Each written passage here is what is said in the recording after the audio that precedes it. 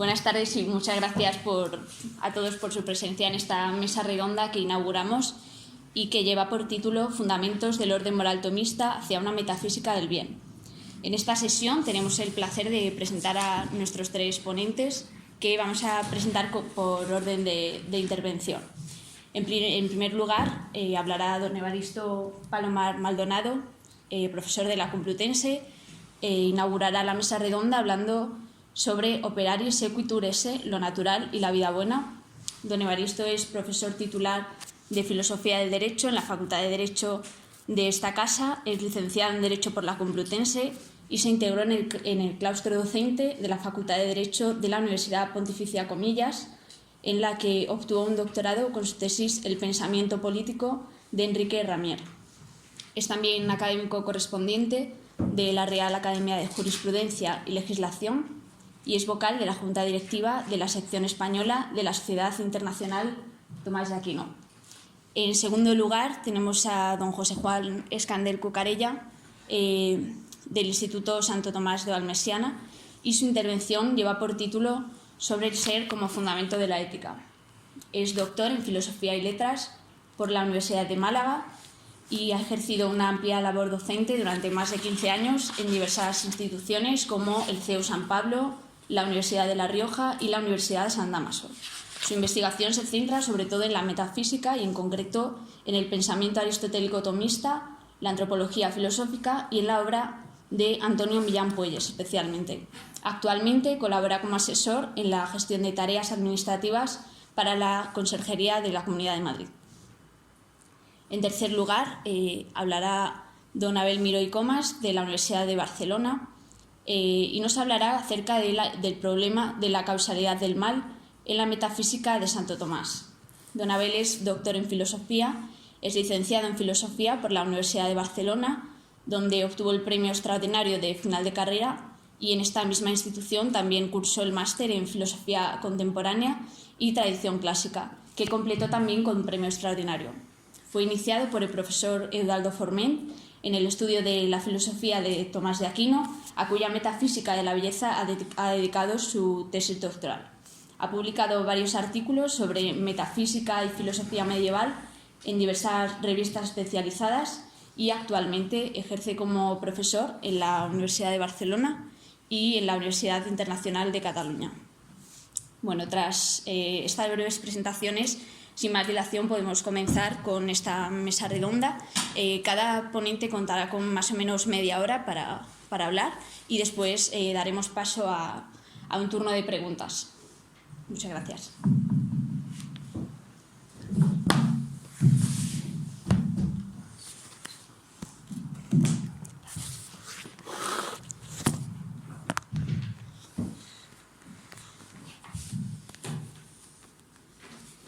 Buenas tardes.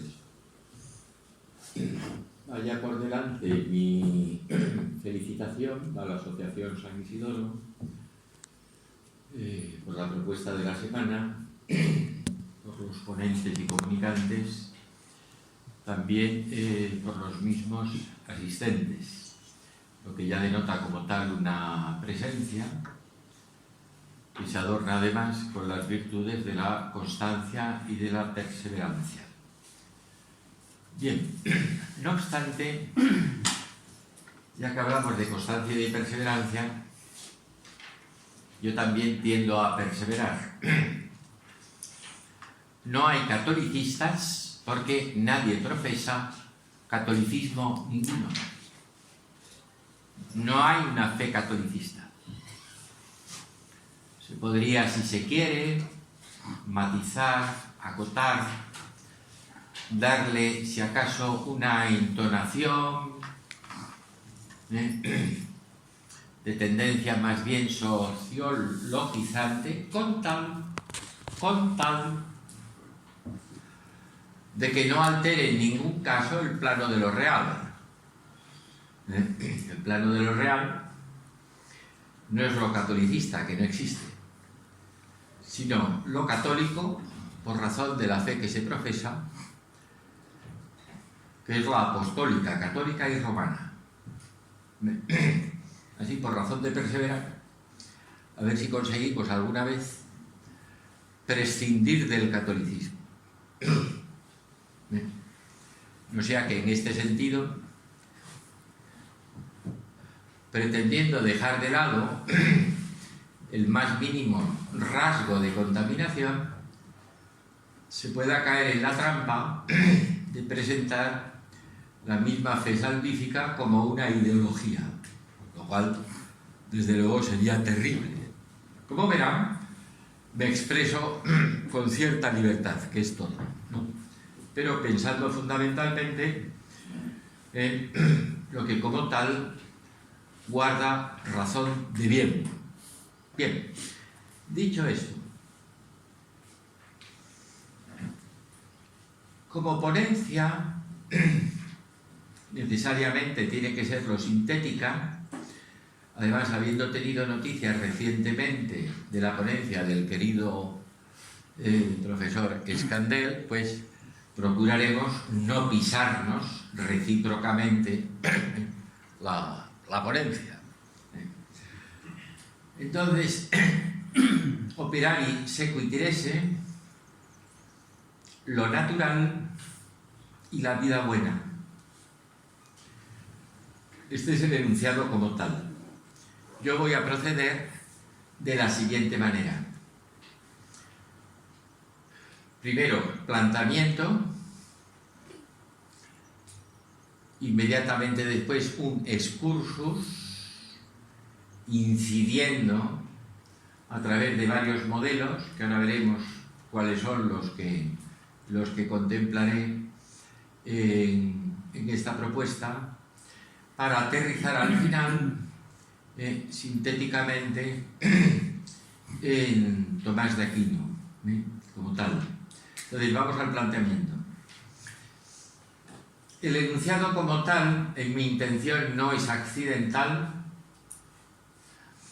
aunque en sí mismo da lugar a una formulación que tiene por objetivo toda y cualquier intención filosófica. De tal manera que lo que expreso en el correlato lo natural y la vida buena, paso a formalizarlo como física y ética. No hay ninguna filosofía, tomando aquí el término, no en su sentido técnico más estricto, sino de una manera amplísima, lo más general que se pueda usar o decir el término, toda intención filosófica a la postre elabora y se desenvuelve mediante un enunciado de física o en un enunciado de física y en un enunciado de ética. Si ahora mismo prescindimos, sin embargo, de los sufijos, que en lengua castellana los tomamos del latín, que se toman a su vez de la lengua griega, lo que nos queda no es nada más que la physis y el ethos. La physis, lo natural, y el ethos es la costumbre. Habrá que hacer después alguna matización y a través de este recorrido necesariamente sintético incidiré puntualmente.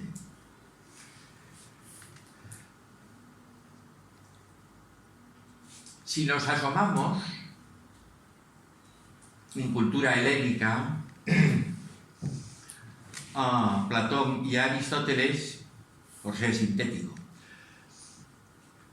esto es una obviedad. Entonces toda la elaboración como intención de razón, por lo tanto como propuesta, conjuga sencillamente estas dos cuestiones. Bien, es verdad que en el caso de Platón por exclusión, dejará fuera, por lo tanto, de lo necesario en cuanto que natural lo convencional, mientras que en Aristóteles es precisamente la atención como despliega lo natural lo que se abre en la consideración del ethos como costumbre y atiende específicamente lo humano. Atención, no necesariamente habría que considerarlo en Aristóteles como un momento primero del cual tendríamos después un momento segundo. En tanto en cuanto que todo lo natural, como humano, informa como principio todo el obrar humano. Y esto, en cuanto que natural, es lo que se expresa como razón de bien. Explicitemos como vida buena, explicitemos como vida feliz. De donde la definición que propone el mismo Aristóteles, según lo atendemos en su literalidad, ser feliz no es nada más que vivir bien. Y vivir bien es vivir según lo natural. Atención, en tanto en cuanto que precisamente lo natural integra, y no puede ser de otra manera, también lo convencional. Dicho esto, apuntemos un dato en Aristóteles que es clave para entender lo natural. Porque en nuestras lecturas, y por razón en lo fundamental osmótica, incluso se puede caer en la trampa de hacer lecturas de Aristóteles contra Aristóteles. Entonces, no son escasas, abundan, y en el uso social también está muy extendido el verlo todo como compartimentado, enfrentado, más bien como descompuesto, incluso en su caso tensionado, cuando no dialectizado en el sentido de Hegel. Esto entonces plantea unas dificultades extraordinarias en orden a entender al mismo Aristóteles desde Aristóteles. Lo natural en Aristóteles, digamos, de paso, lo natural en cualquier observación humana no es distinto, no es ajeno, no es externo, no es exterior a tal realidad entitativa que cae bajo observación. Es el mismo ente, por su principio, según que se observa en las operaciones que desenvuelve. Entonces, extraordinariamente importante. Con lo cual, no es que tengamos lo físico por aquí, lo ético por allá, en Aristóteles. De hecho, quien hace una lectura sostenida de la misma ética aristotélica, difícilmente encontrará recurrentemente la referencia a la fisis. Lo que no quiere decir que no se haga, pero está informando, penetra, nutre todo el obrar humano, según lo cual nosotros necesariamente juzgamos, según lo que entendemos que es natural, de aquello que precisamente no lo es. Básicamente es el tipo de contraste entre lo violento frente precisamente a aquello que como despliegue no hace nada más que manifestar lo mismo natural, según que. Bien, advertido esto, el tándem o correlato física-ética, doy un salto y me sitúo ya en el ámbito del mismo racionalismo primero, en Spinoza. En Spinoza se nos manifiesta de la misma manera la referencia a la física y a la ética, hasta el punto de que precisamente la definitio prima, la ética amore geométrico demonstrata, comienza con una referencia a la sola naturaleza como causa sui. Incluso que este sentido se podría entender etimológicamente, advertido lo que como tal en griego denota o significa o trasluce el mismo término de physis, autoconcebirse, concebir, autoalumbrar, causa sui. No obstante, con la precisión siguiente.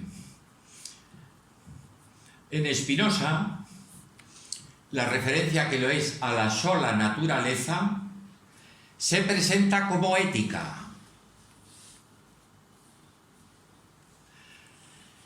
Tanto por el desenvolvimiento, primero que es la ética amore geométrico demonstrata, la ética en primer lugar, y luego vienen los tratados, el tratado teológico político y el Tractatus Politicus. Bien, es verdad que le precede el Tractatus de Intellectus Emendatione, ¿no? Entonces, tenemos básicamente casi la misma referencia, la política en Aristóteles sigue a la ética, sí, pero no deja de ser una física denominada como tal ética, que propiamente hablando es un panenteísmo y que tiene una intención básicamente soteriológica, salvífica. ¿Ven?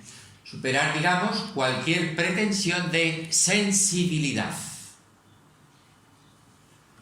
Parte segunda de la ética, escolio 40. Todo conocimiento con origen en lo sensible, mucho más radical que Platón. Todo conocimiento con origen en lo sensible es fuente de error. Implica dependencia, por lo tanto niega la causa sui primera. Como tal, entonces, insisto, no deja de ser una física. Yéndonos ya a Kant, al menos en cuanto a un modo como nos da a Kant, pero de una expansión en lo social que llega hasta nuestros días, ¿no? Entonces, yo no entro aquí ahora a distinguir en si esto es propiamente lo que dice Kant como tal, yo más bien me inclinaría a pensar que no, pero tiro desde la referencia vulgar y en cualquier caso vendría a coincidir con lo que postula propiamente el mismo Kant, por necesidad de la crítica de la razón pura, la crítica de la razón práctica y la misma metafísica de las costumbres. Entonces, según esto, al menos en principio, aparentemente tendríamos la física por aquí y tendríamos después la ética por allá. En principio. De tal manera que incluso lo que resulta aquí más recurrente para juristas, no juristas, taxistas, no taxistas, diputados o no diputados, camareros o no camareros, es que la norma, como tal, es el Estado, y después, en lo relativo a las cuestiones morales, cada uno hace de su capa un sayo. ¿Me explico?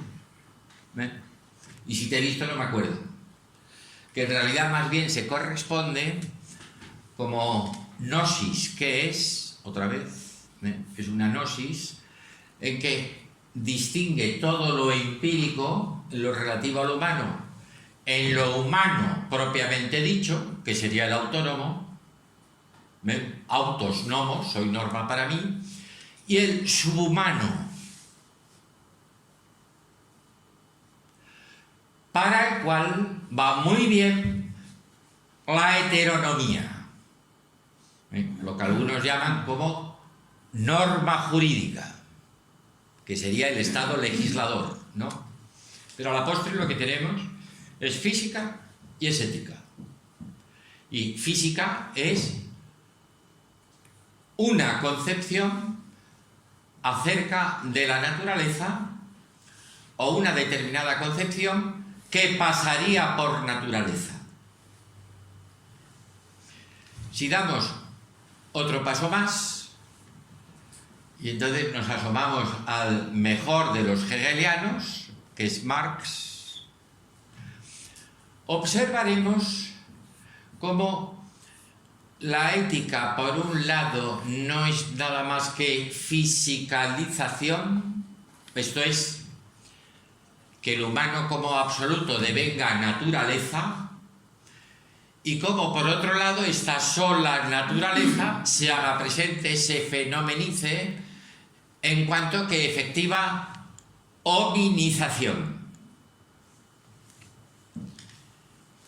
Bien, con lo dicho, entonces aterrizo en Santo Tomás, también de manera muy sintética.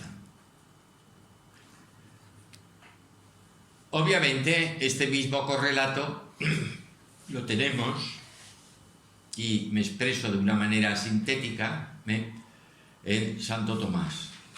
De tal manera que por un lado hay una exposición acerca de lo natural y por otro lado, en relación con esto y como explicitación de esta misma cuestión, hay un desarrollo del obrar humano, o con otras palabras, de la vida moral, que para el caso es exactamente lo mismo, salvo las dificultades que nos puede dar, asomándonos a Santo Tomás, salvo las dificultades que nos puede dar el hecho de que lo estemos leyendo, por ejemplo, desde Kant. Entonces no entenderemos nada. Estaremos leyendo como en niveles distintos o bajo una especie de aproximación platonizante. Eso no es Santo Tomás. Santo Tomás recibe tal cual la tesis aristotélica, sin mayor dificultad. No es una recepción meramente contextual, bien es verdad que en cuanto que recepción no deja de haber un encuentro con el aporte aristotélico en cuanto que es posición sistemática, sí, pero no es contextual, no es modal, no es meramente social. Lo recibe y lo integra, atención, en tanto en cuanto que verdad es razón, y por lo tanto en cuanto que verdad filosófica como tal. Entonces, en este sentido, lo determinante no es ni siquiera el sufijo eza, que implica ya una abstracción, sino lo que se significa y lo que se expresa con el propio término, en cuanto que lo natural, expresión de sustantivación, hace referencia a lo que es principio del cambio en la realidad entitativa de qué se trate. Por ejemplo, en lo humano, como el respirar, que en principio no plantearía ningún tipo de dificultad, digamos en principio a un kantiano, ¿no? El respirar. Incluso lo expresamos como operaciones fisiológicas. Fisiológicas, fisis. Bien. Dele usted más amplitud en este sentido a lo que abarca también, desde la consideración no sólo de operación del hombre como tal, sino de operación de lo mismo humano en cuanto que tal. Bien, entonces tenemos lo que es la recepción de Aristóteles, se integra como tal, y atención,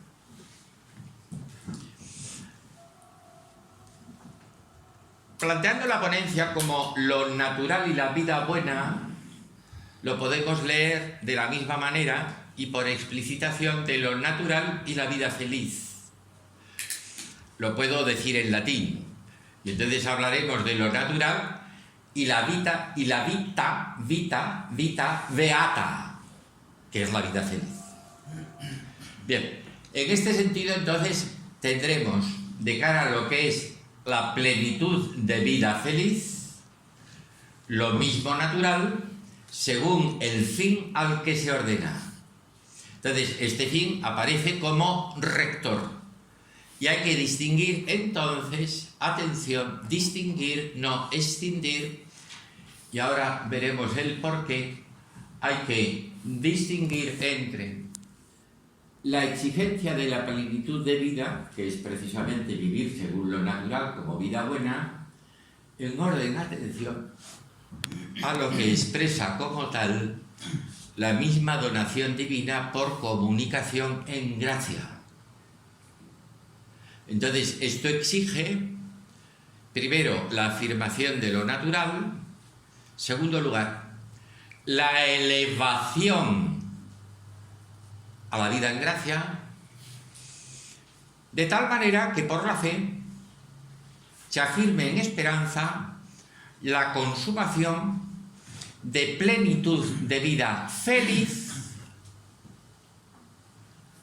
por posesión recíproca en amistad, diferencia con Aristóteles. Lo perfectivo no es lo meramente contemplativo, sino lo plenamente saciativo, por posesión, acerca de la cual además, si efectivamente está consumada ya como vida eterna, no hay posibilidad de pérdida ninguna. En formulación tópicamente tomista,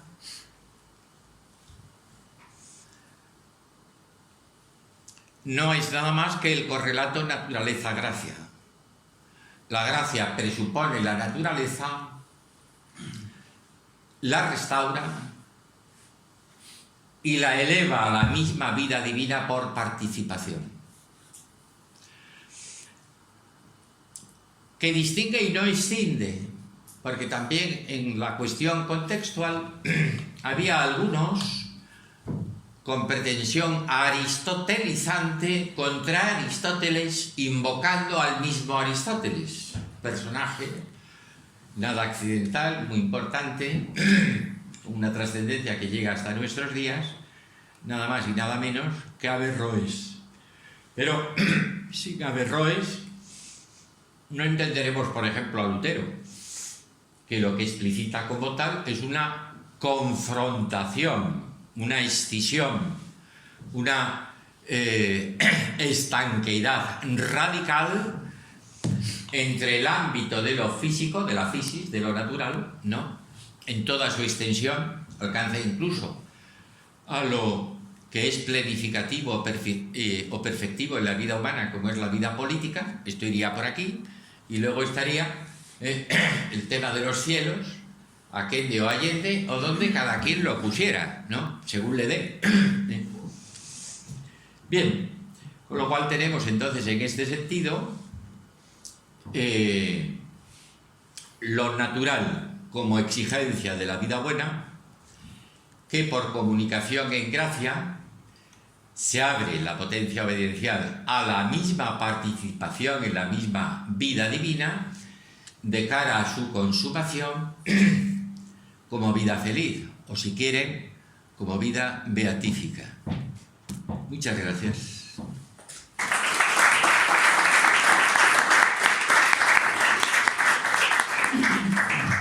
Me he pasado un minuto.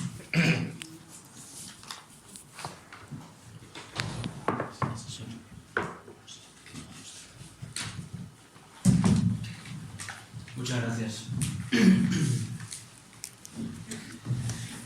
Bueno, otro año aquí. Me alegro mucho de volver a veros. Os doy la enhorabuena y os animo a seguir. Que no decaiga este jolgorio que nos permitimos anualmente.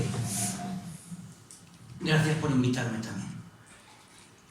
No creo que nos solapemos lo que ha planteado el profesor Palomar y yo, no voy a explicarlo, sino que sencillamente lo voy a contar y ya verán ustedes que no nos solapamos. Una fundamentación confiere solidez, estabilidad, certeza y legitimidad a lo fundamentado.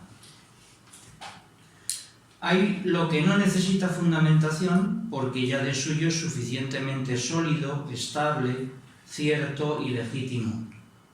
Es el caso de los primeros principios de los que habla Aristóteles. Hay también lo que adquiere solidez, estabilidad, certeza y legitimidad solo cuando ha sido fundamentado. Por ejemplo, el teorema de Pitágoras, cuya evidencia no queda a la vista más que con la demostración. Un instrumento que ha sido empleado copiosamente en la Revolución Ilustrada contra las enseñanzas heredadas, contra las buenas costumbres, contra la fe cristiana y contra el sentido común, ha sido el pensamiento crítico. La crítica se presenta de entrada solamente como una prudente precaución que ni niega ni afirma, sino que toma distancia para equilibrar la mirada. Como si los pensadores habidos antes de la Ilustración hubieran sido crédulos e ingenuos.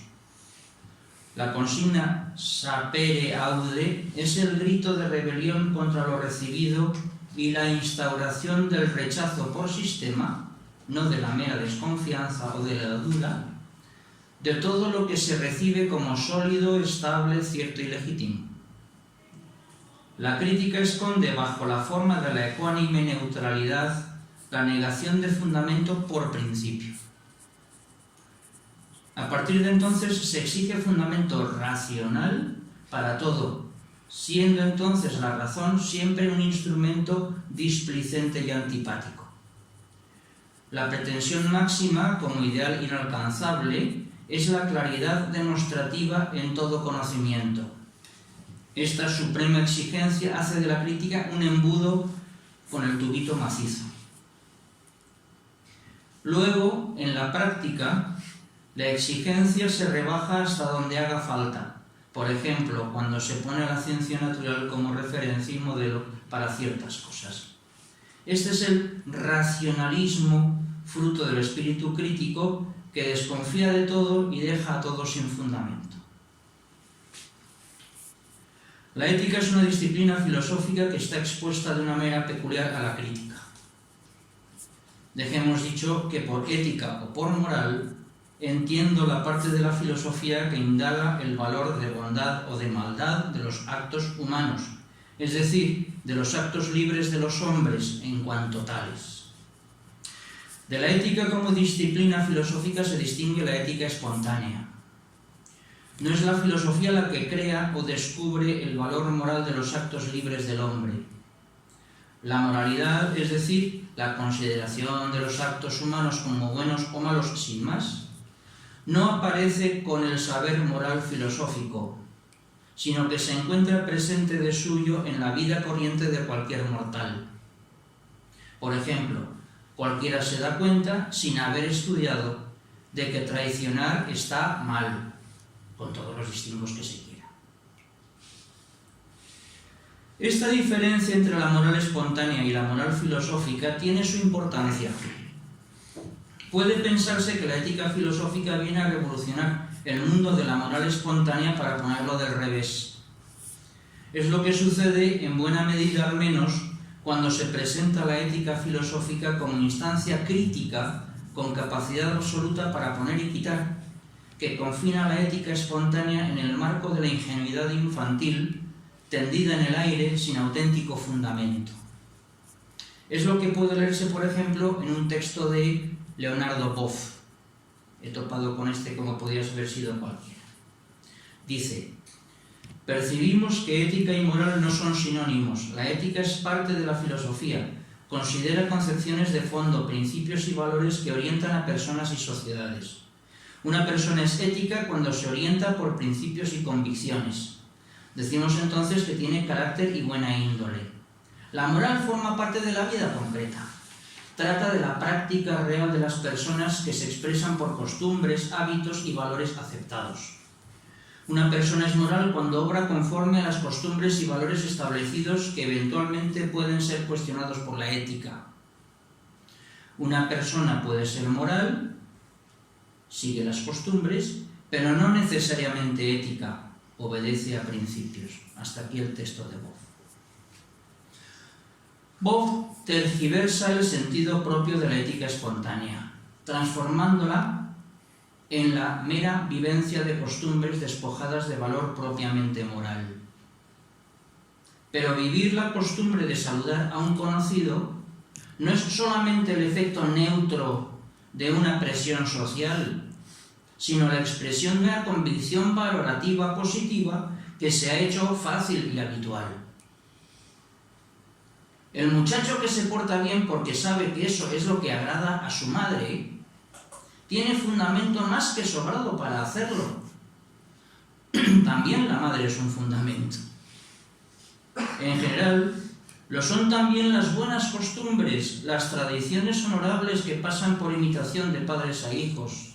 Lo es también el buen ejemplo, que persuade a hacer el bien, mientras que las malas compañías llevan al desastre, etc. La moral espontánea se refuerza con los motivos morales positivos o negativos del envoltorio familiar y social en la propia experiencia personal. Precisamente lo que el espíritu crítico ha aportado es el despojar a la conciencia común de su envoltorio de costumbres y dejarla desnuda y sin referencias, o sea, la ha abandonado en manos de la manipulación. Perdón. No obstante lo cual, es preciso reconocer a la posición de Boff, común a muchos otros hoy, un elemento admisible que en su propia posición resulta no solo exagerado sino hipertrofiado. La ética filosófica tiene su autoridad también, superior por razón de su entraña científica, capaz de juzgar a la ética espontánea y, si es el caso, de oponerse a ella y rectificarla. Es que en rigor la relación entre ambas formas de ética es cualquier cosa menos simple y lineal. El problema de la posición de Boff es que la simplifica abusivamente en beneficio de la ética filosófica, que a partir de entonces es la ética de los hombres reflexivos, cultos y progresistas, de los intelectuales dirigentes de la sociedad. Es necesario reconocerle a la ética espontánea una cierta solidez, estabilidad, certeza y legitimidad propias, es decir, una cierta suficiencia que justifica en esa misma medida su presentación sin fundamentación, porque no la precisa. Las buenas gentes que componen la humanidad que puebla la tierra tienen una conciencia moral que les permite hacerse cargo del bien y del mal de la mayor parte de sus propias acciones y de las de sus circunstantes, sin necesidad de adoptar las apreciaciones de otros o de un sujeto colectivo impersonal, cosa, por otro lado, incompatible con la experiencia moral ordinaria. Hay un acceso inmediato y personal de los seres humanos a los valores del bien y del mal morales, y por eso la ética espontánea no necesita en general fundamento para ser vivida. Sin embargo, la ética espontánea es insuficiente en otro sentido. La ética filosófica es reflexiva y científica en el sentido de que es conocimiento por causas y principios, y en cuanto tal incluye entre sus cometidos la fundamentación de la ética espontánea, en la medida en que ésta, como es lógico, no dispone por sí misma de fundamentos reflexivos y científicos.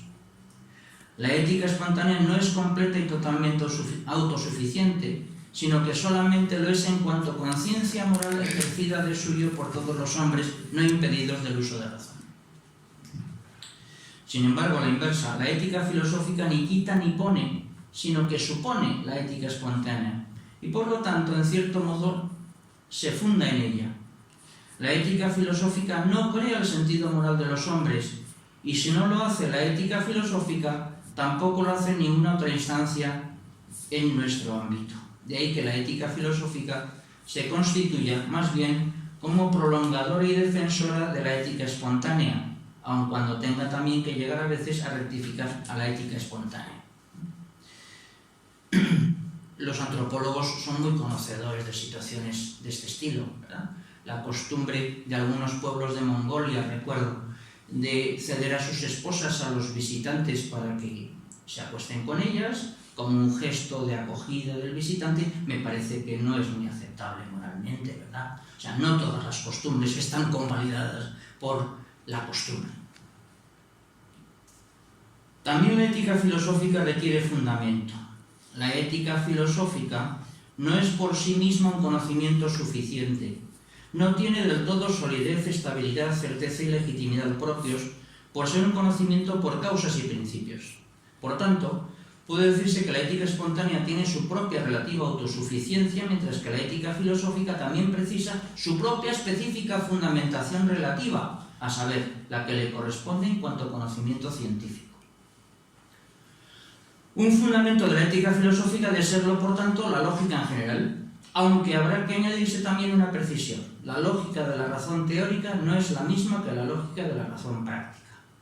En asuntos de acción, la lógica de la teoría es solamente pertinente en aquellos elementos de la acción que son teóricos.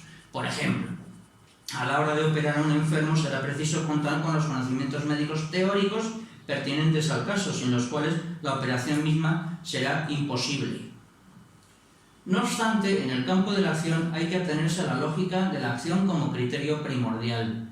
Por mucho que sean relevantes los conocimientos teóricos sobre las patatas y los huevos, para hacer una buena tortilla de patatas, lo esencial es el arte práctico del cocinero en su manejo de los ingredientes y de los instrumentos de cocina. La lógica de lo práctico no es la misma que la lógica de lo teórico, sin dejar por ello de ser una lógica. La lógica práctica cubre, por así decirlo, el flanco subjetivo de la ética. Hay que determinar también dónde hay que situar su fundamento objetivo, esto es, el fundamento de aquello de lo que la ética se ocupa, que es la acción humana en cuanto buena o mala. La pregunta por el fundamento objetivo de la ética filosófica, que es en rigor lo que en el fondo se quiere apuntar con la cuestión de la fundamentación de la ética, se resume a su vez en esta sencilla y directa pregunta: ¿por qué las acciones humanas libres pueden ser calificadas de buenas o malas? Evidentemente, toda ética gira alrededor de los conceptos de bien y de mal morales. De ellos cuelgan después, por así decirlo, las ideas de deber, virtud, vicio, ley, valor, etc. La posición realista clásica sobre este asunto se inclina por defender que el bien y el mal morales son cualidades reales de las acciones libres, de manera semejante a como el suelo es gris, el asesinato es malo. Aunque, como es patente, mientras que el color gris es sensible, la cualidad moral del asesinato no lo es. La bondad y maldad morales, las cualidades éticas de las acciones, pertenecen a las acciones mismas. La última palabra en ética la tiene la cualidad moral, buena o mala, de la acción humana libre. Este es el objetivo de la fundamentación de la ética. ¿Cómo es posible que las acciones humanas libres sean buenas o malas? Las éticas realistas clásicas sostienen que el bien y el mal morales han de entenderse como lo bueno y lo malo para el hombre. Así como lo bueno para el rosal es el estiércol, lo bueno para el hombre es el bien moral, que en general se diversifica en las virtudes de la prudencia y la justicia, la fortaleza y la templanza. Es verdad que el bien moral no es como el estiércol, es decir, algo palpable y material, sino que es algo más sutil, felizmente. Por ejemplo, el bien del hombre es que se preserve su legítima propiedad privada, y es un mal moral, y en particular es una injusticia, privarle de ella sin causa lícita.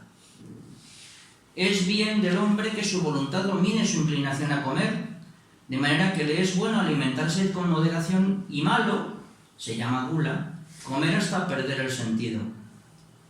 La justicia es bien moral, la injusticia mal moral. La prudencia es buena y la imprudencia mala. Esto quiere decir que es bueno para el hombre, que es positivo para él y deseable actuar con prudencia, y es malo y rechazable hacerlo con imprudencia, etc. Que el estiércol sea bueno para la rosa tiene que ver con lo que la rosa es. Si en vez de ser rosa fuera avestruz, lo que le vendría bien sería precisamente comer rosas. Los avestruces comen flores. El bien es proporcional a la naturaleza de cada cosa. El punto de referencia, aquello que permite determinar qué es bueno y qué es malo, es en cada caso la naturaleza de su sujeto. Lo que alimenta a la rosa es veneno para la ostra. El bien y el mal morales son bienes y males para el hombre, por lo tanto, puede decirse que el fundamento general e inmediato de la moralidad es la naturaleza humana, lo cual es doctrina de la amplia línea de pensamiento ya conocida: Platón, Aristóteles, los estoicos, Santo Tomás, San Agustín, medio mundo.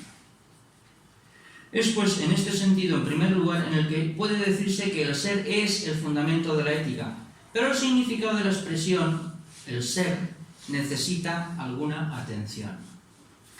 Dicho sin más referencias, afirmar que el ser es el fundamento de la moral es una vaguedad que puede provocar confusiones. Hay quienes insisten en que la ética se funda en el ser en el sentido de que la ética tiene un contenido objetivo, absoluto, independiente de las intenciones, de las valoraciones o de los caprichos de los hombres.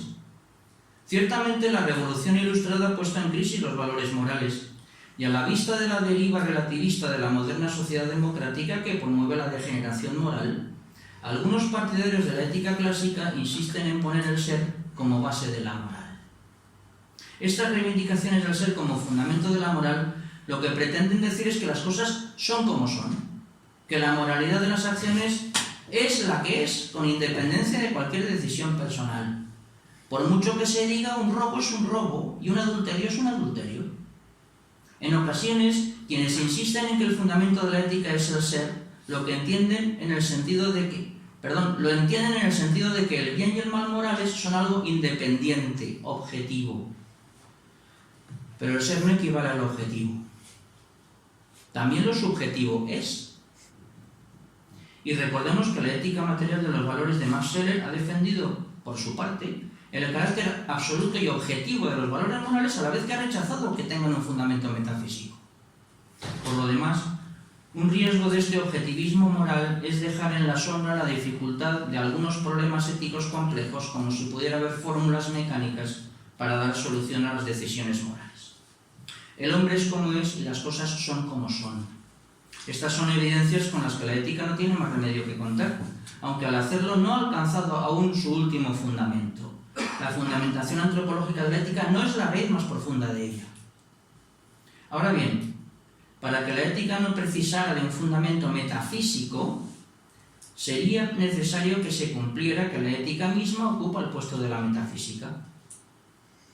Y a su vez, para que esto fuera verdad, habría de serlo también que la acción humana moral fuera algo absolutamente autosuficiente y fundamento de todo lo demás, lo cual es patentemente inadmisible. Ahora bien, la metafísica es una ciencia con un objeto muy determinado, el ente en cuanto ente, o el ente común, como dicen Aristóteles y Santo Tomás de Aquino. Y por otro lado, el ente común es por definición fundamento de todo y por ello también de la ética. Hacerse cargo del ser de la acción para fundamentar la ética no es todavía situarse en la metafísica. No hay metafísica siempre que se pronuncia la palabra ser. Cualquier conocimiento humano racional es conocimiento del ser. Incluso lo que no es concebido por el entendimiento como si tuviera ser, ad instalentis, ¿no? Aquella famosa expresión de Santo Tomás.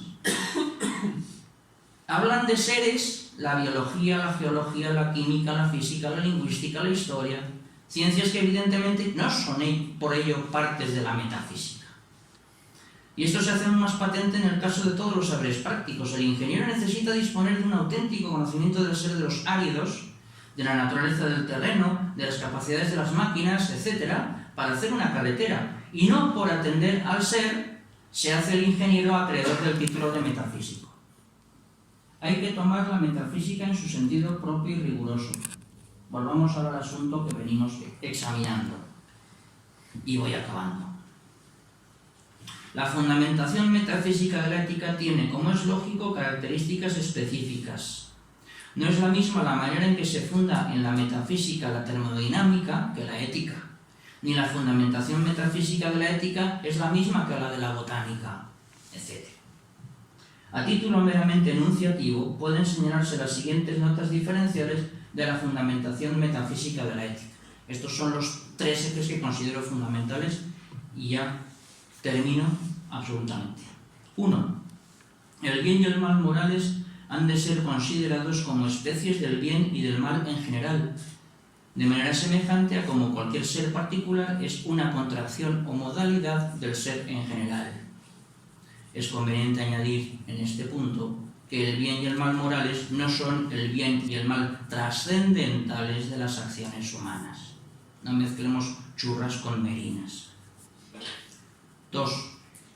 Aunque el ser humano es un ser físico, material, la dimensión moral de su conducta se asienta inmediatamente en sus capacidades no físicas y no materiales, o lo que es lo mismo en su dimensión espiritual. La inteligencia y la voluntad humanas aproximan al hombre al orden metafísico, puesto que el ser en cuanto tal es inmaterial y por lo mismo espiritual. También la libertad, comenzando por la libertad de arbitrio, tiene una dimensión metafísica por ser una capacidad resultante de la voluntad, que es una capacidad espiritual. Todas estas son perfecciones puras y por tanto perfecciones metafísicas. Inteligencia, voluntad, libertad, etc. 3. Y por último, si Dios es la causa del ente común, lo es también del hombre y de la moralidad. En este sentido, Él ha de ser reconocido en última instancia como la causa eficiente y la causa final de la moralidad humana. Muchas gracias.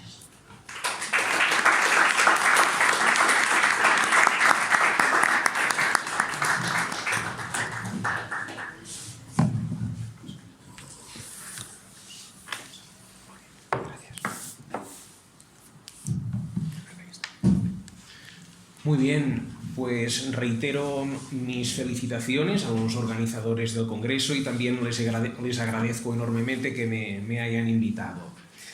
Bien, en esta breve intervención me gustaría hacer 3 cosas. En primer lugar, me gustaría examinar en qué medida, según Santo Tomás, nuestras acciones libres son causadas por Dios y al mismo tiempo son causadas por nosotros mismos. En segundo lugar, me gustaría imponer a esta doctrina una objeción que no es mía, sino que viene del propio Santo Tomás. Él mismo la impone a su propia doctrina. Esta objeción tiene que ver con el problema de la causalidad del mal. Y por último, me gustaría exponer la respuesta, o una de las respuestas que ofrece el Aquinate a esta objeción. Bien, pues vamos a empezar. Para comprender cómo se conjuga en Santo Tomás la causalidad divina con la libertad humana, es fundamental prestar atención a aquella doctrina que, según Fray Norberto del Prado, constituye la verdad fundamental de la filosofía cristiana y que constituye el núcleo, el corazón, la raíz de toda la metafísica de Santo Tomás. Esta doctrina la enuncia el doctor Angélico en la siguiente proposición. Leo: solamente Dios es su ser, mientras que todo lo demás, la esencia de la cosa, mientras que en todo lo demás, la esencia de la cosa difiere de su ser. Esta verdad fundamental tiene 2 partes, ¿no? Primera parte, se afirma que en Dios es lo mismo su ser y su esencia. Segunda parte, en todo aquello que no es Dios hay una diferencia real entre la esencia y el acto de ser. Bien, para entender correctamente esta verdad fundamental, que como indicaba el doctor Escandell, tiene un fuerte impacto sobre la fundamentación metafísica de la ética, para comprender bien esta verdad fundamental debemos aclarar, en la medida de lo posible, qué entiende el doctor Angélico por ser. Esto es una tarea abocada al fracaso, porque el ser no se puede fijar conceptualmente, el ser no es un objeto. Mi maestro, el doctor Forment, afirma que lo más real de toda la realidad es a su vez lo más desconocido, y esto es el ser. Pero bien, en la medida de lo posible vamos a tratar de enunciar en qué consiste el ser a partir de 6 tesis del mismo Santo Tomás. Primera tesis: el ser es el acto de todas las cosas. Santo Tomás dice literalmente en la Suma Teológica: el ser es la actualidad de toda forma o naturaleza. Esta tesis es muy importante porque nos permite ver qué añade Santo Tomás a la metafísica aristotélica. Según Aristóteles, lo más radical de toda la realidad sería la forma. El principio metafísico fundamental de toda la realidad sería la forma sustancial. Lo más actual de todo, según Aristóteles, sería la forma. Pues bien, según Santo Tomás, la forma se halla en potencia con respecto al acto de ser. Es decir, la propia forma es potencia respecto del acto de ser. Hay algo más radical, más formal, podríamos decir, que la forma. Y esto sería el acto de ser. Esto es muy importante porque nos permite comprender la aportación de Santo Tomás al aristotelismo. Podríamos decir que realiza como una transposición de la metafísica de Aristóteles, de la tonalidad de la forma a la tonalidad del ser. Bien, segunda tesis. Dice Santo Tomás, el ser es lo más perfecto entre todas las cosas. Esta tesis es una consecuencia de la anterior. Si el acto es más perfecto que la potencia, es decir, es más perfecto saber inglés en acto que saberlo en potencia. Si el acto es más perfecto que la potencia y el ser es el acto de todas las cosas, pues el ser será lo más perfecto de todo. Tercera tesis, que se sigue de las dos anteriores. El ser no es determinado por otro como la potencia por el acto, sino más bien como el acto por la potencia. Hemos dicho que esta tesis se sigue de las dos anteriores. Por un lado, hemos dicho que el ser es el acto de todos los actos. Por el otro, hemos dicho que es la perfección de todas las perfecciones. Pues bien, el ser no puede ser perfeccionado por aquello que se le añada. Es decir, no puede ser perfeccionado por la forma, o no puede ser perfeccionado por la esencia. En todo caso, lo que hace la esencia finita, creada, sería imperfeccionar al ser. Es más perfecto el ser en sí mismo que el ser una vaca, que el ser un caballo o que ser una piedra, ¿no? La esencia se añade el ser o determina el ser como la potencia determina al acto. Cuarta tesis. El ser es acto último, es decir, es un acto que no participa de ningún acto anterior. Cito literalmente a Santo Tomás. El mismo ser es el acto último, que es participable por todas las cosas, pero que a su vez no participa de nada. Es acto último porque es participable por todo ente real o posible, pero a su vez el ser no participa de nada. Quinta tesis. El ser es lo más íntimo y profundo que se encuentra en todas las cosas y aquello que más profundamente las penetra o atraviesa. Así lo expresa el mismo Santo Tomás. Santo Tomás justifica esta tesis, el ser es lo más radical, lo más íntimo en todas las cosas, a partir de tres argumentos. Vamos a verlos. Primero, el primero es muy sencillo. Nos dice que el ser, como ya hemos dicho, es lo más formal y lo más actual que se encuentra en todas las cosas. El ser se compara con todo aquello que no es el ser como el acto con respecto a la potencia. El ser se comporta se relaciona con todo aquello que no es el ser como su fundamento. Y el fundamento es más radical, más íntimo, más profundo en la cosa que lo fundado, ¿no? El fundamento es lo más radical y lo más profundo que hay en una cosa. Lo más profundo e íntimo que hay en un edificio, podemos decir analógicamente, son sus cimientos, ¿no? Pues bien, los cimientos metafísicos de la realidad serían el ser. Por esto el ser es lo más profundo. Segunda justificación. El ser es más íntimo en cualquier cosa que aquello en virtud de lo cual el ser es determinado. Ya hemos dicho que la esencia es el principio determinativo del ser y se comporta con respecto a él como la potencia respecto del acto.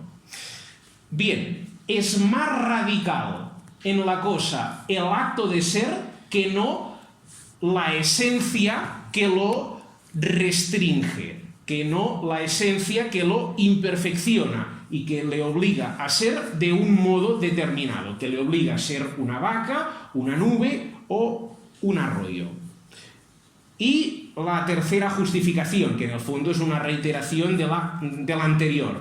El ser es más íntimo, es más profundo que la esencia, es más profundo, más íntimo que la forma y más íntimo y profundo, evidentemente, que la materia. Si consideráramos el ente como en términos geológicos, podríamos decir que el estrato más superficial sería la materia cuantitativa. Después vendría la forma y por último nos encontraríamos con el acto de ser. Por esto podemos decir que el acto de ser es lo más íntimo y profundo que hay en toda cosa. Un matiz que introduce Santo Tomás y que introduce también San Agustín. Más radical que el ser del ente es Dios. Es decir, Dios es más íntimo al ente que su propio ser, en la medida que es la causa que le está infundiendo el acto de ser. San Agustín decía que Dios es más íntimo en mí que mi propio yo, en la medida que me está dando el yo. El yo no es una posesión absoluta, el yo es un yo recibido, tenemos un yo recibido. Bien, y más íntimo a nosotros es quien nos está dando el yo que nuestro propio yo. Sexta tesis. La sexta tesis es que el ser por sí mismo es primero y más digno que la vida y que la sabiduría por sí misma. Es decir, el ser es más perfecto que la vida, en la medida que la vida es un grado de ser. Es más perfecto el ser que la inteligencia, en la medida que la inteligencia es un grado de la vida. El ser considerado en sí mismo, en su plenitud, contiene ya la perfección de la vida y contiene ya la perfección de la inteligencia. Alguien podría decir, pero a ver, es más perfecto un viviente, una planta, que un ente que solo es, pero que no tiene la perfección de la vida. Correcto, pero esto es así porque la planta participa del ser en mayor medida que aquel que solo es ente. Es más ente la planta que una piedra. Bien, veamos qué consecuencias tiene esta doctrina metafísica en el orden del obrar moral.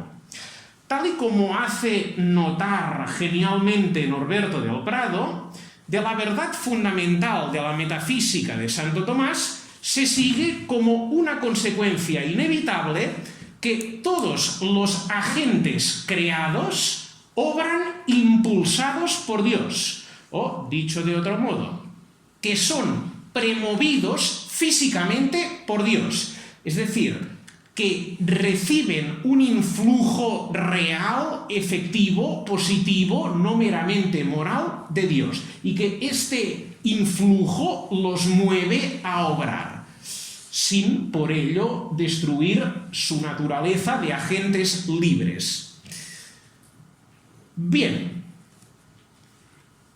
según Norberto del Prado, el hecho que todos los agentes creados posean un ser distinto de su esencia implica necesariamente que si no fueran movidos por Dios no podrían obrar. aquel que tiene un ser distinto de su esencia o sustancia, si no fuera movido por el primer agente, no podría obrar. Intentemos reconstruir en 3 fases el camino que nos conduce a esta conclusión. Primera fase. La distinción entre la esencia y el ser del agente creado conlleva una distinción entre la sustancia del agente creado y su operación. Bien, veamos cómo argumenta esto Santo Tomás. Santo Tomás, en la Suma Teológica, cuestión 54 de la primera parte, artículo 1, dice lo siguiente: es imposible que la acción del ángel o de cualquier otra criatura sea su sustancia.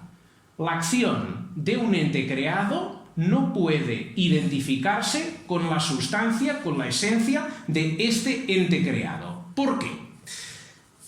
Explica Santo Tomás, ya que la acción, hablando con propiedad, es la actualidad de la facultad. La operación es la actualidad de la potencia operativa, de la capacidad operativa, de la facultad. La acción es la actualidad de la facultad del mismo modo que el ser es la actualidad de la sustancia o esencia. Ahora bien, es imposible que algo que no sea acto puro, sino que esté mezclado con la potencia, sea su actualidad, porque la actualidad repugna a la potencialidad, y solamente Dios es acto puro. Únicamente en Él su sustancia es su ser y su obrar. Fin de la cita. Bien, si el hombre fuera su entender, y el entender es acto del entendimiento, si el hombre fuera su entender y el entender es acto del entendimiento, estaríamos diciendo entonces que el hombre es su propio acto. Y por tanto, que no hay nada que circunscriba, que limite, que restrinja este acto. Estaríamos diciendo que el hombre es acto perfectísimo, ilimitado, infinito, absoluto. Estaríamos diciendo que el hombre es Dios. Conclusión. Todo ente que posee un ser recibido, es decir, todo ente que no es su ser, tampoco es su obrar. Esto era la primera fase, distinguir entre...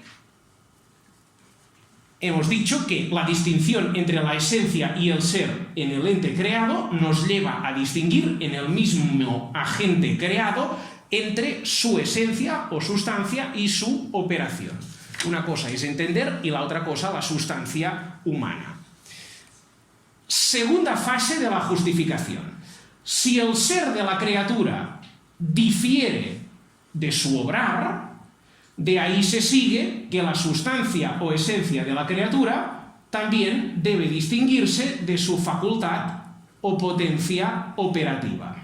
Una cosa es el entendimiento, que es el principio próximo de la operación de entender, y la otra cosa es la sustancia o esencia del hombre, que sería el sujeto del acto de ser sustancial.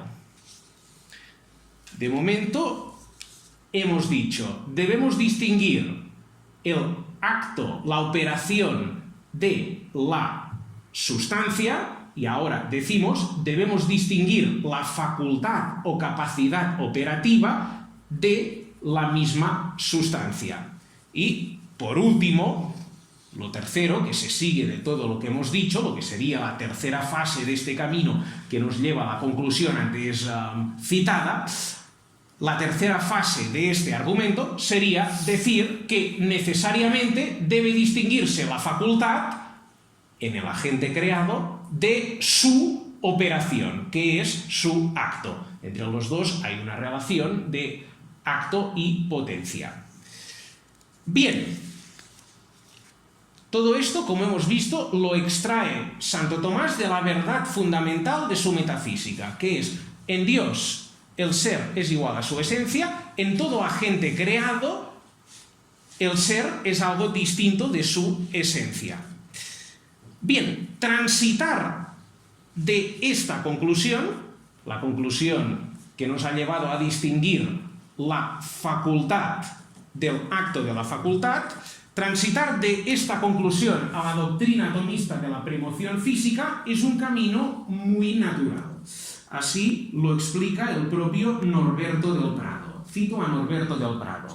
Así como en la línea del ente, toda sustancia creada, para encontrar su perfecta realización o cumplimiento, necesita participar del ser, igualmente, en la línea del obrar, cualquier facultad creada, para encontrar su perfecta realización, necesita participar del obrar. El ser es la perfecta realización de la sustancia existente. El obrar es la perfecta realización de la potencia operativa. Ninguna sustancia creada posee el ser por sí misma, sino que necesita que se la conduzca al ser para que exista. Asimismo, ninguna facultad de la criatura posee por sí misma el acto de la operación, sino que necesita ser movida y conducida a obrar para que actúe y obre. En consecuencia, es por Dios, cuya sustancia es el ser y cuya capacidad para obrar es su obrar, es por Dios que todas las cosas son reducidas de la potencia al acto, tanto en el orden del ser como en el orden del obrar. Por lo tanto, nosotros, que no somos por nosotros mismos, tampoco podemos obrar por nosotros mismos, sino que somos y obramos por un influjo proveniente de la causa primera. La propia filosofía, sin apartarse del raíl de la razón natural, nos lleva a descubrir que cada uno de nosotros necesita la acción de Dios para empezar a ser, y también para seguir siendo, y también para obrar. Muy bien. ¿Cómo voy de tiempo? Creo que faltan 5 o 10 minutos. Vale, mal, muy mal. Bien, veamos la objeción, la objeción, el problema de la causalidad del mal. Bien, Santo Tomás plantea así la objeción. La acción mala, la acción pecaminosa, es un cierto ente. Si todo ente tiene a Dios como causa primera, esto significa o bien que Dios es la causa del mal, o bien que hay una serie de entes que no son causados por Dios. Este es el problema, ¿no? ¿Cómo salimos de este problema? Vamos a ver una respuesta de las muchas que da Santo Tomás a esta objeción. Bien, Santo Tomás se esfuerza en distinguir entre lo que hay de ser, y por tanto de bueno en el acto pecaminoso, de lo que hay de desordenado y de malo en él. No todo en el acto pecaminoso es malo. Hay un argumento de San Agustín que es bastante eficaz para probar esto. San Agustín se esfuerza en argumentar contra los maniqueos que los bienes sensibles son bienes, es decir, que no todo lo material es intrínsecamente malo. San Agustín dice, los entes corruptibles, los entes sensibles, los entes materiales, ¿se pueden corromper? Pues sí, evidentemente se pueden degradar, se pueden corromper. Un manzano se puede corromper, un hombre se puede degenerar también a nivel físico. Si algo se puede corromper, es que puede perder algún bien. Y si puede perder algún bien, es que tiene algún bien. Es decir, si algo es corruptible, esto significa que es bueno, solo se puede corromper lo bueno. ¿Sí? Bien, pues Santo Tomás distingue entre lo que hay de ser en el acto pecaminoso de lo que tiene de desordenado. La causa primera sería causa de aquello que el acto pecaminoso tiene de ser, tiene de acto, tiene de bueno, mientras que el agente creado sería únicamente y exclusivamente causa del desorden de este acto, desorden que solo sería privación de ser. Termino con un ejemplo que nos puede ayudar a ver esto que Santo Tomás nos explica en un plano muy metafísico, ¿no?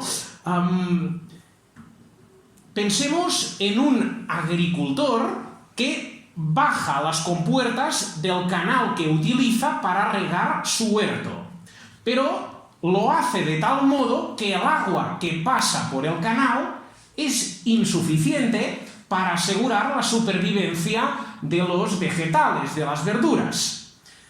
En este caso, no podemos decir que el campesino sea la causa del agua que todavía ahora está pasando por el canal. No es el responsable de esta agua. Él no causa el agua que pasa por el canal. Tampoco es la causa de las propiedades fecundantes, vivificantes, sazonadoras que tienen las aguas que pasan por el canal.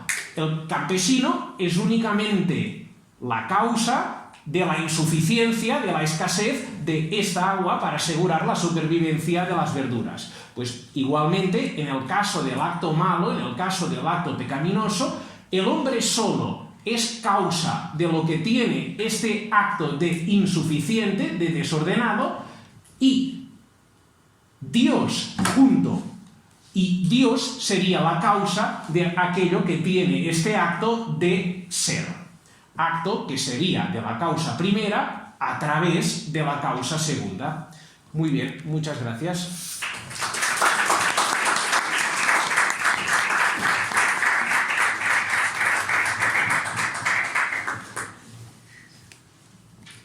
Bueno, ahora damos paso a las preguntas si es que alguien tiene algún comentario. Esta va para todos los ponentes de la misa. ¿Es posible hablar de un concepto del ser en Santo Tomás?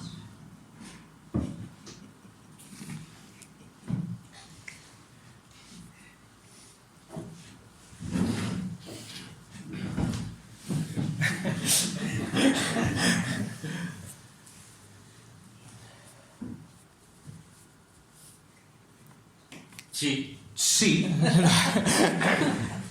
De hecho, todo lo que es concebido se concibe precisamente por razón del concepto primero, sin el cual no cabe concebir nada. Porque cualquier cosa entendida o entendido no es sino el mismo concepto en cuanto que es, lo es por el acto de ser. Solo que hay que distinguir aquí dos cuestiones. Una cosa es lo relativo al ser real, acto de todo acto. Y ahora otra cosa que tiene que ver con lo anterior, pero que no se identifica con lo anterior, es precisamente el ser por razón de lo que entiendo. Y solamente lo entiendo en cuanto que lo concibo. De tal manera, y aquí está toda la metafísica.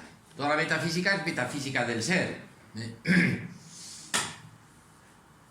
Del ser como tal, del ser del conocer, del ser per se.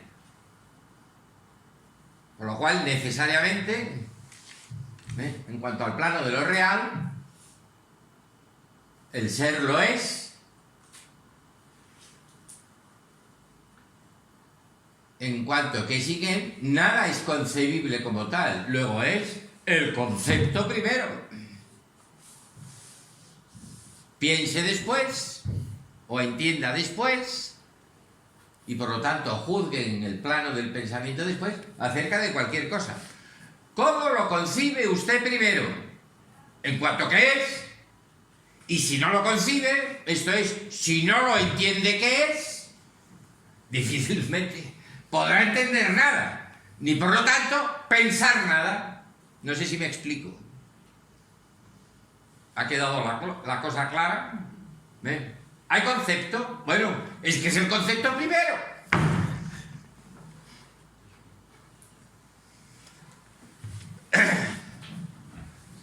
Sí, totalmente de acuerdo con lo que dice el doctor Palomar. Efectivamente, el ente sería el primum cognitum, ¿no? Sería lo primer conocido. Todo lo que pensamos, lo pensamos bajo la luz del ser, ¿no? Lo pensamos en tanto que ente. Ahora bien, como precisó muy bien Cayetano, el primum cognitum es el ente concretado en la esencia de las cosas sensibles, que son el objeto proporcionado de nuestra inteligencia, ¿no? El objeto propio de nuestra inteligencia. El ente como primum cognitum es el ente concretado en la esencia de las cosas sensibles.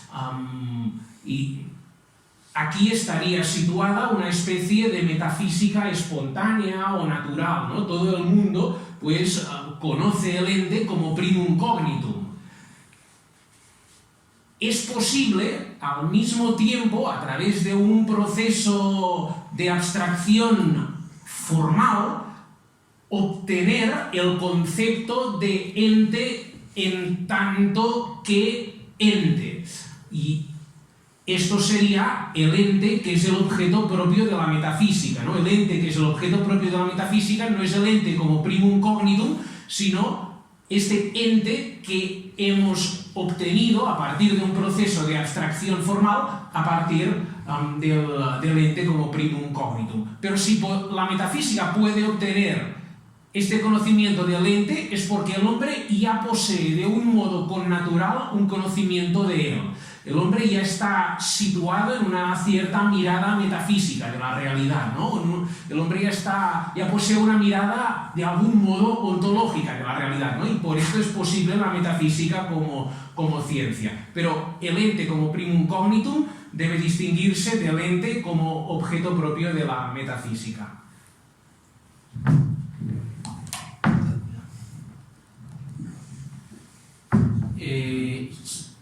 Tengo la impresión de que apuntas en la dirección de un problema histórico que ha sido provocado principalmente por Gilson y por Maritain.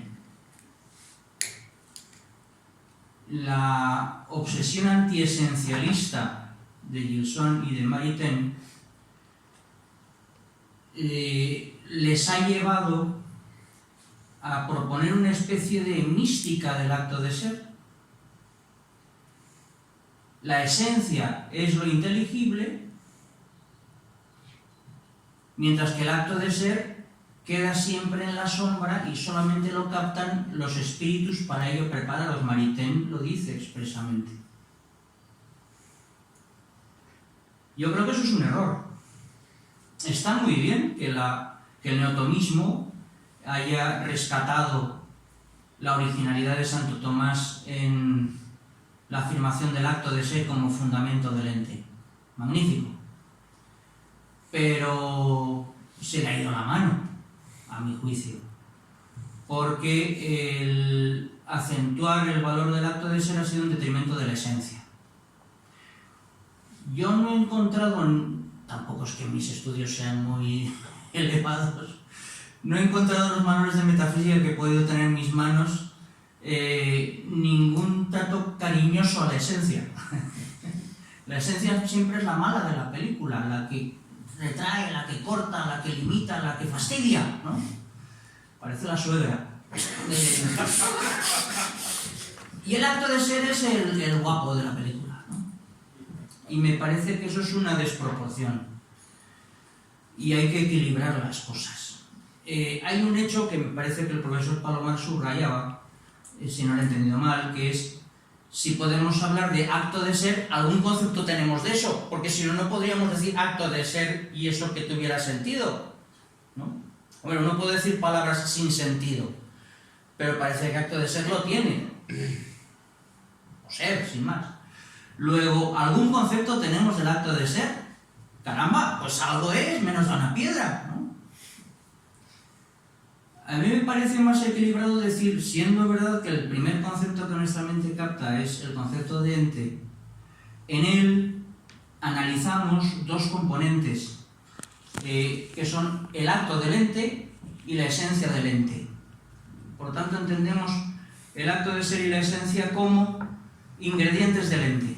O sea, no hay un concepto distinto del acto de ser, sino un concepto relativo al ente, igual que el de la esencia. Con eso nos evitaríamos estas especies de místicas metafísicas, que parece que para hacer metafísica tienes que fumarte algo.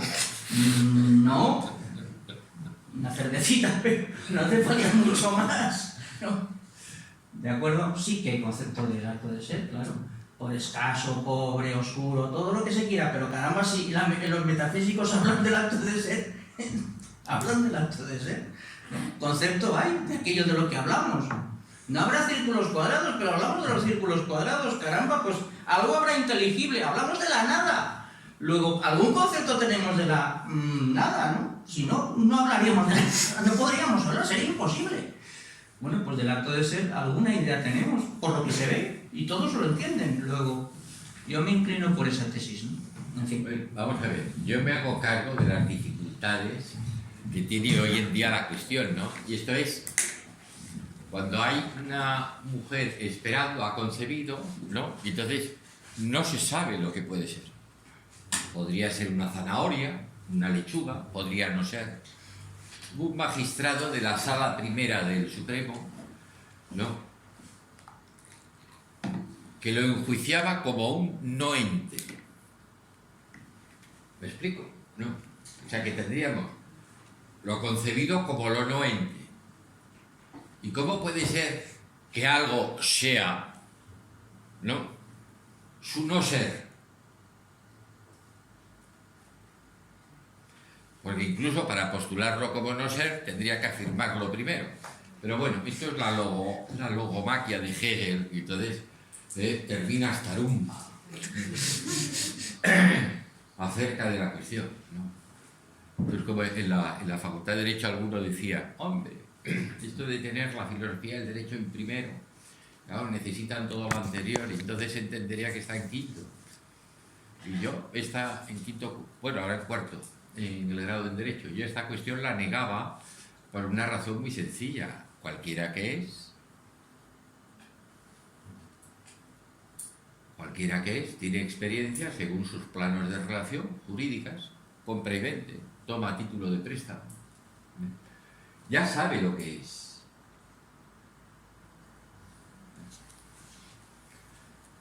Que no es nada más que el bien de parte. Luego necesariamente tiene el concepto del bien, luego necesariamente tiene el concepto de ser. Ya estamos en los trascendentales. Si no, no se distinguiría a sí mismo de cualquier otra realidad. ¿Me explico? Entonces, claro, hay que tener mucho cuidado con la inversa, con la inversión, según la cual, en cuanto que me pienso, ¿no?, determinaría entonces mi propio ser como tal, etcétera, toda esta cuestión. Pero esto es un lío. Entonces, claro que tiene experiencia de lo que es y conoce lo que es. Bien. ¿Alguna cosa más?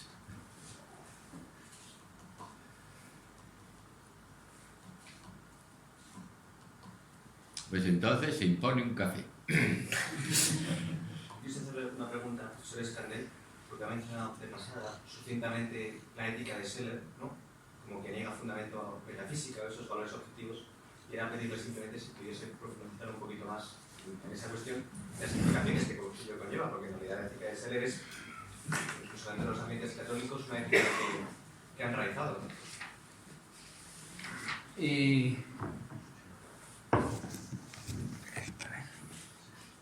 Sí. Bueno, yo no soy especialista en Scheller, precisamente. Tú conoces bien a un especialista en Scheller, que es Juan Miguel Palacios, que además tiene la edición de un opusculito al que yo me refiero cuando señalo esa tesis, pero no lo he mencionado, un opusculito de Scheller que se titula Metafísica y Axiología, en particular Ética, que publicó Encuentro en 2013. Es un fasciculito muy fino, ¿no? Y la tesis es exactamente esa. Scheller se pone como una pantera contra los que pretenden decir que los bienes, que los valores, y no solamente los morales, sino los valores, tienen una derivación respecto de la metafísica. Sino que él dice, no, los valores por sí mismos son lo que son. No es que sean, sino son lo que son valores. Luego, que haya una metafísica o no en relación con esos valores, pues de acuerdo, puede que la haya, pero para que los valores sean valores no se necesita esa fundamentación metafísica. Si no lo he entendido yo mal la tesis de Scheller, ¿no? Es esa la crítica precisamente que algunos escolásticos o neoescolásticos hacen a Scheller. Por ejemplo, Millán Boyes, un par de veces en un par de obras creo que hace ese comentario, ¿no? Si los valores no son, entonces ¿cómo van a ser valores, no? Es como decir, si un señor de Albacete no es, ¿cómo va a ser de Albacete? No. Es que le falta lo primero, ¿no?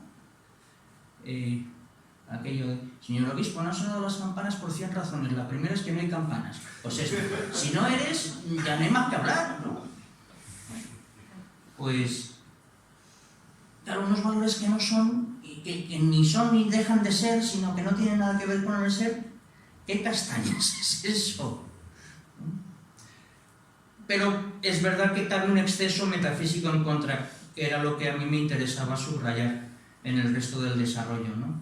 Me parece detectarlo algo en Derisi, en el famoso libro Los fundamentos metafísicos del orden moral, y en algunos seguidores suyos y otros autores, ¿no? Para que la ética se sostenga no hace falta metafísica, hombre. Cualquiera sabe que está mal robar o mentir. Otra cosa son problemas morales más complicados, que ahí sí que hará falta estudiar, ¿no? Por ejemplo, la valoración moral del aborto humano provocado exige saber si lo que tiene en la tripa la señora es un no ser, o es una zanahoria, o es un ser humano, ¿no? Y lo de Lejeune es precisamente haber demostrado que desde el momento de la concepción ahí hay un ser humano completo. Pero ese dato es científico. Luego yo, con mi ética espontánea, no puedo llegar a concluir que el aborto está mal. Necesito más conocimientos, ¿no? Bueno, hay cosas que necesitan más conocimientos para poder juzgarlas, pero para manejarnos, no está bien que le pegues una patada en la boca al vecino, sí, pues, lo elemental, tienes que saludar a los demás. Estas cosas cualquiera las entiende sin metafísica ninguna. Quiero decir, resumiendo, que aquello de Dostoyevsky, si Dios no existe, todo está permitido, sí pero no, o no pero sí, ¿no? Es verdad en parte, o tiene significados verdaderos, pero creo que tiene significados falsos. Cualquiera, incluso el ateo, sabe que está mal robar. Y por eso no roba normalmente, entiendo yo. O si roba sabe que está haciendo mal.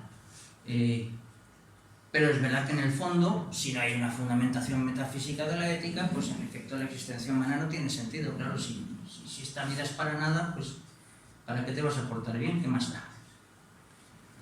Bueno, para no alargarme.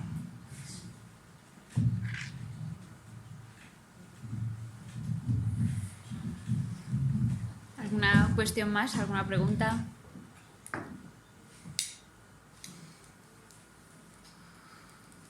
A por el café. ¿Qué? A por el café. Bueno, si no hay más cuestiones, pues damos por concluida esta magnífica sesión. Muchísimas gracias por su asistencia y a ustedes tres por sus ponencias.